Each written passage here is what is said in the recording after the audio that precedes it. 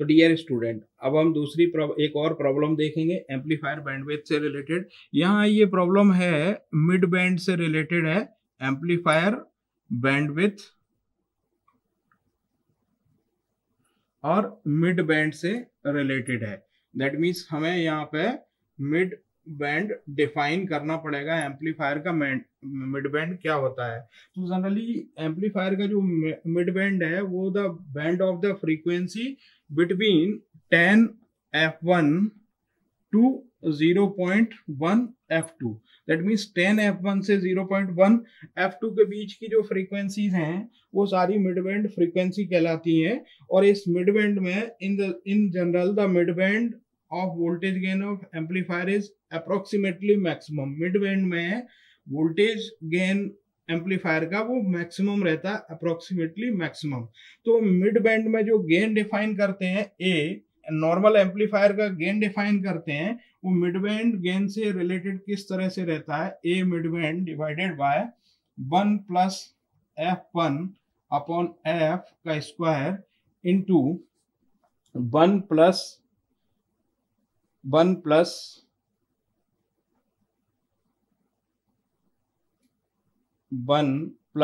f upon f2 का whole square. तो ये रिलेशन ध्यान रखना है कि mid band frequencies, mid band में जो गेन है वो मिड बैंड गेन और गेन पर्टिकुलर फ्रीक्वेंसी पे हम कंसीडर करने जा रहे हैं, उससे के साथ कैसे रिलेटेड होगा। तो यहाँ f1 माने lower cut off frequency divided by operating frequency, यहाँ operating frequency divided by upper cut off frequency रहता है।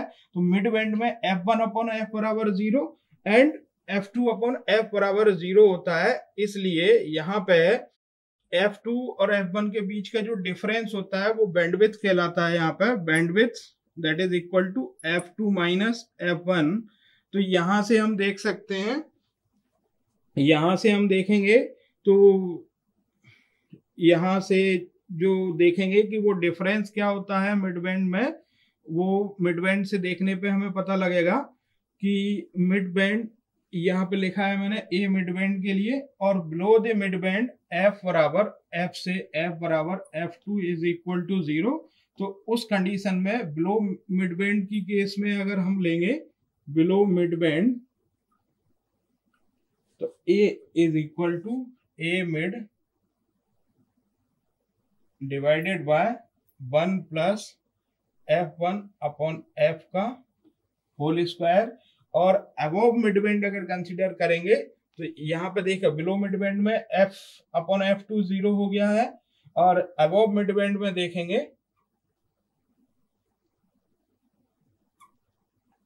उस केस में यहाँ पे क्या है, f1 upon f is equal to 0, यहाँ पे f upon f2 is equal to 0, और यहाँ पे f1 upon f is equal to 0।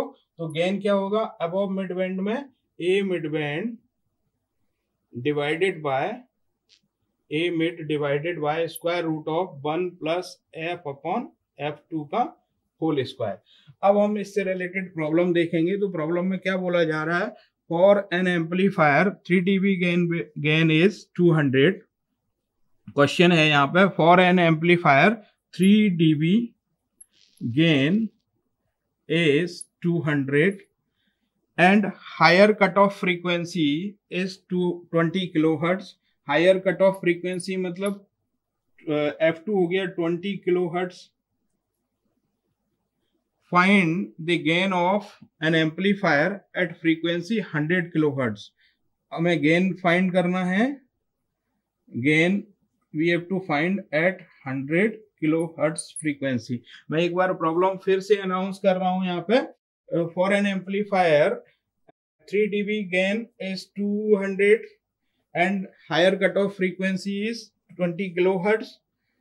Find the gain of an amplifier at frequency 100 kilohertz. तो यहाँ से देखेंगे ए मिड बैंड गेन को हम कैलकुलेट करेंगे। मिड बैंड गेन क्या होगा, 3 dB गेन, 3 dB गेन के साथ मल्टीप्लाई √2, क्योंकि अब जैसा हम जानते हैं रिलेशन क्या है, ए मिड में देखा था हमने, ए मिड में मैक्सिमम गेन रहता है, तो मैक्सिमम गेन होगा 3 dB bandwidth, 3 dB means cut off frequencies पे, कट ऑफ फ्रीक्वेंसी से √2 का मल्टीप्लीकेशन, तो 200 इंटू √2, और ये देख सकते हैं हम 282.84 कैलकुलेशन किया था हमने। अब इसके साथ अबव मिड बैंड फ्रीक्वेंसी पे देखेंगे, क्योंकि ये फ्रीक्वेंसी जो है अबव मिड बैंड फ्रीक्वेंसी है 100 किलोहर्ट्ज है।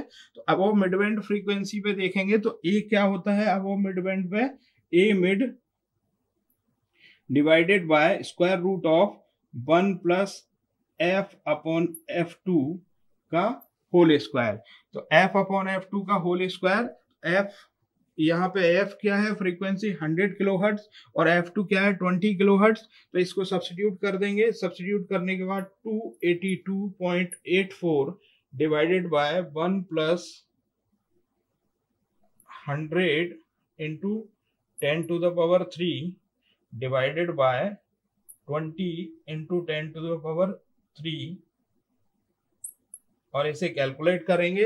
कैलकुलेट करने के बाद इट विल प्रोवाइड वैल्यू 115.47।